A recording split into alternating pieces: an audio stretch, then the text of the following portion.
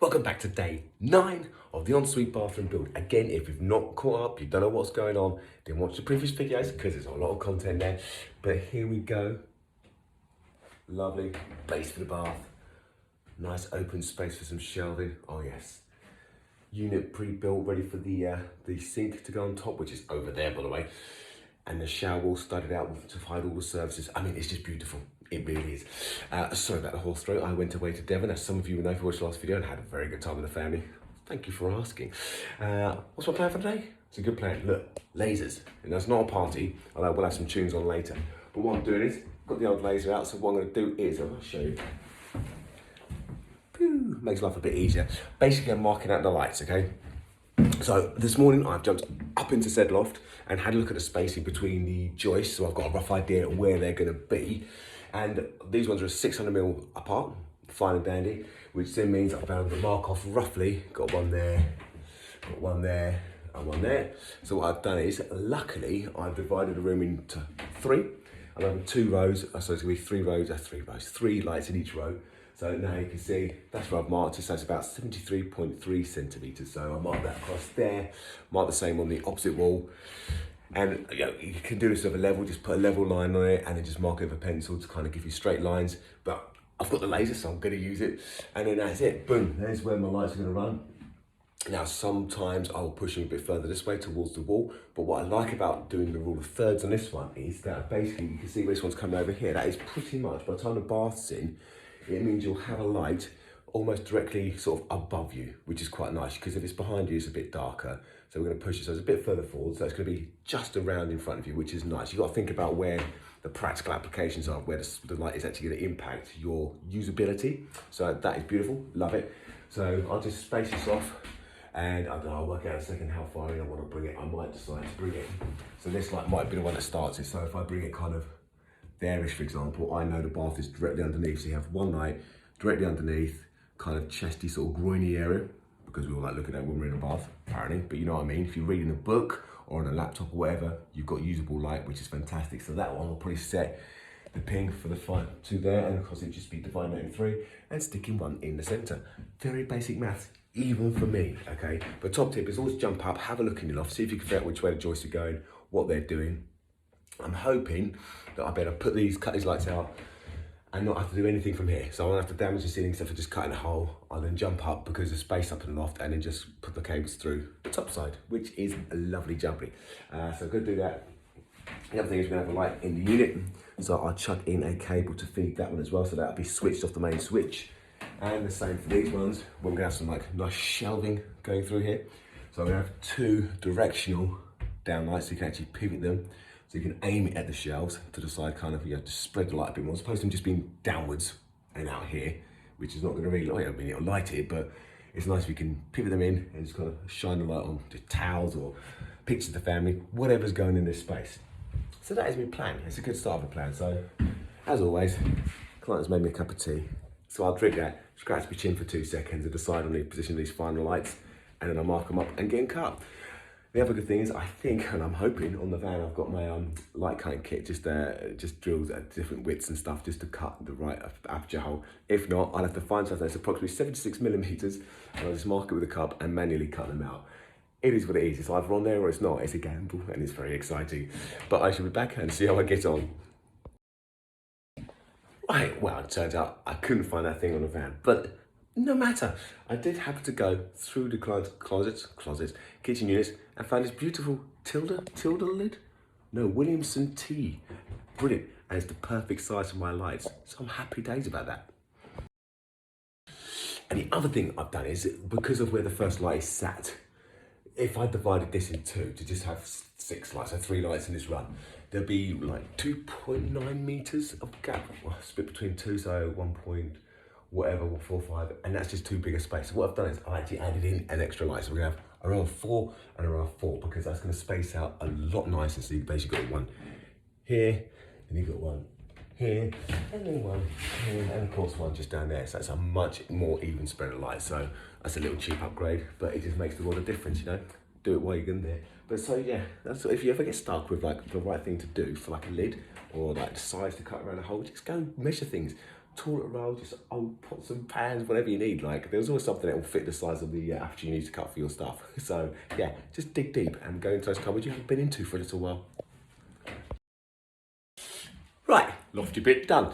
So as you can see now, all lights now ready to rock and roll. Cut around my lovely little bits and pieces, the lovely tin that I made. So, top tip, where did I put my little blade? There it is. When you're cutting, if you're manually cutting lights out like this, do try to keep this level, okay, as you saw it. Don't let it go in at an angle because it will try like that. Because what happens if you go in at a slight angle, say like that, you've actually got a narrow hole at the top of the plasterboard than you have at the bottom. Can you see that? Because it's like that. If you keep it like that, then the light goes in a lot easier, a lot smoother. And we like that as opposed to trying to punch them up to try and get it to stay there. So what I've done is, I run a cable, so the feed, the original light for this section is just above the unit. So I've got the end of a cable just down that end, sat there ready with plenty of it coiled up. So it's going to go from the connection, say the light's over there, connect to that one.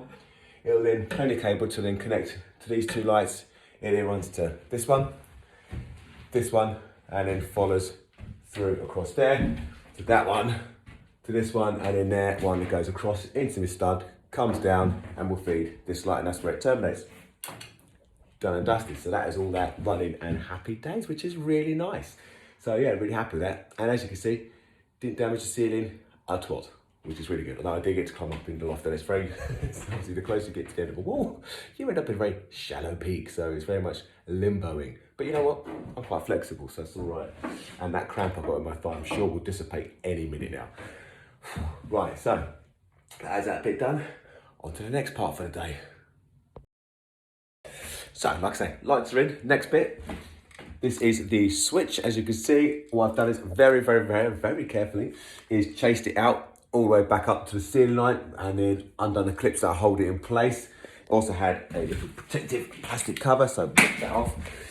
What I then did was, I suppose like try to remove the back box and piss a fart around. Tin snips. Just chopped the very top. You could just see just in there, curled it over so I've got freedom to maneuver it all about.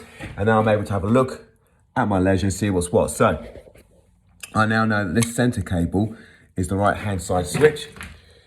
And I know that for a fact was the one I'd done above my units. This one here does those two lights over there. So obviously there's two going in. So what I'll do is I'll jump up in loft after turning all the power off, of course. Can't stress it enough. Don't do electric stuff if you're not confident and not happy. Get a proper sparky in, okay? Can't stress that enough. But what I'll do is I'll turn off the lighting circuit downstairs. I know which one it is. I'll then undo all these, pull them back up into the loft. I'll temporarily reconnect this switch upstairs just so I can turn this light on while I'm working, because I'm going to cover this over in a second so I can't have the light switch in there because I won't be able to get to it. So I'll connect it up the loft. I'll figure out which one of these is for this light and which one's for that light. I'll then mark them thusly in the loft, and then I'll know which one to disconnect when it's time to actually flip over to my new spotlights. So you can see in here, I knew that one's the unit one, so I've just written unit on it and I've written bed on those two. So I know when I get it up there and disconnected, I know which one's which and which go in the back and where. Also, top tip is to take a picture as well if you're at all concerned or can't remember what's what and you've got a terrible memory. All these little things help you out later on. So I'll turn the power off, jump up in loft, pull these bad boys up, and then get it reconnected. So I just jump up in the morning and turn my light switch on in here until I'm ready to make the final connection. Happy days. Right, and on to the next thing. And my next thing is this piece of wall. It looks all right, but you notice here, like, it's just got this massive crack where basically this bit's onto the framework. Just in here, you can just kind of see that's that reverse end of it. Obviously that's solid wall. You could fill it, you could use 2-pack fill it, you can do what you want to do. There's a good chance it's going to consistently and always keep opening up and cracking. And I don't want that for my clients. So, 9mm hardboard, ready to go. I've piloted it with like 9 screw holes. I'll get nice and close so you can see. And basically I'm going to just fix that to this bit of wall. This bit's going to be tarred because it's a splashback for the sink. And that just means you have a perfect wall forever and ever. And that crack can do what it bloody well likes. It's not going to ruin the aesthetics of the space that we are in. So to do this, I'm going to glue it. A little bit of instant nails. These screws, raw plugs, done. I've already used my wood bit to pilot it. Impact drive ready to rock and roll. What I've also done is, it is a top little tip. This is why you have to watch all the videos, otherwise you miss these little bits and pieces. There's my screw that I'm going to screw it on with, all right? I've placed a bit of tape on the end of the drill bit so I know when I go in that deep, it's going to be the correct amount to then hide it. Now, for all those looking, going, oh, it's just about going to do it. Well, don't forget, I've got 9mm of hardboard to go through as well, so it's definitely going to do it. So therefore, I'll drill that deep into it, into the wall. I know that's going to do the job nicely. So I'm going to set up in time lapse, because I know you love a bit of time lapsing. I'm going to get this glued and screwed and fit, and happy days. And that's going to take care of that forever and a day.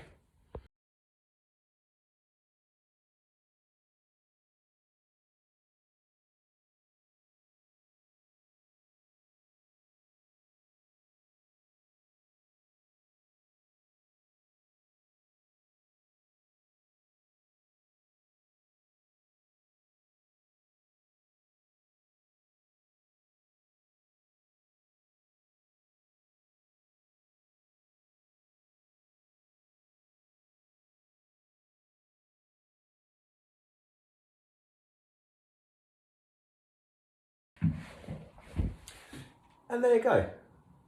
Does that not look a lot better? It looks a ton lot better, which is fantastic. I say, tile's going down the bottom, that's going to go there. Better deck cork around the outside onto the ceiling line, and job is a good one. So, what I'll do now is, I'll probably get this bit cut across here now, because there's going to be a bit covering that crap, a bit of wall as well, which is going to turn into a little bit of paneling, which is going to be beautiful and nice. So, I'm going to get the measurements, take it outside, cut it, because trying to get up these stairs is a pain in the arse in 8x4 sheets. So, yeah, make life a bit easier. Same again, glued, screwed, beautiful. Oh yeah. And there you go.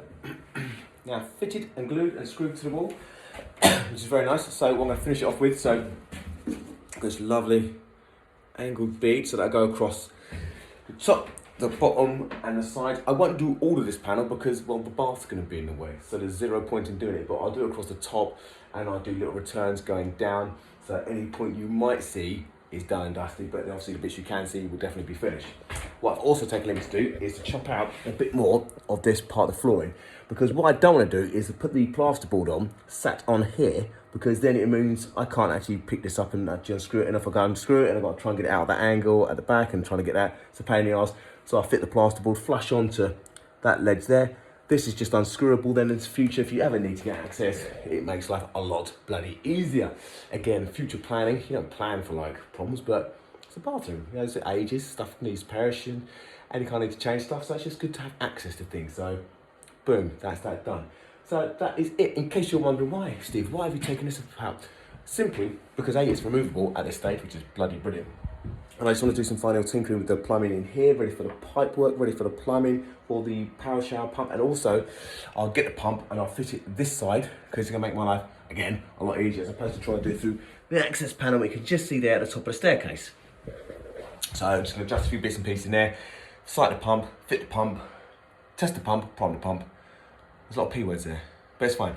And I'll probably do a good job of it. I couldn't help that, could I? Right, so that's it for today. I'll be back again tomorrow. Don't forget to like, subscribe, hit the bell icon. And if you like what you see, leave a comment. Always love hearing from you. Even though I'm crap at getting back to you, I will do, I promise, at some point, I will get back, okay? It's just with like a 7-month-old and a 5-year-old. It's interesting in the evening, so I'll catch you then.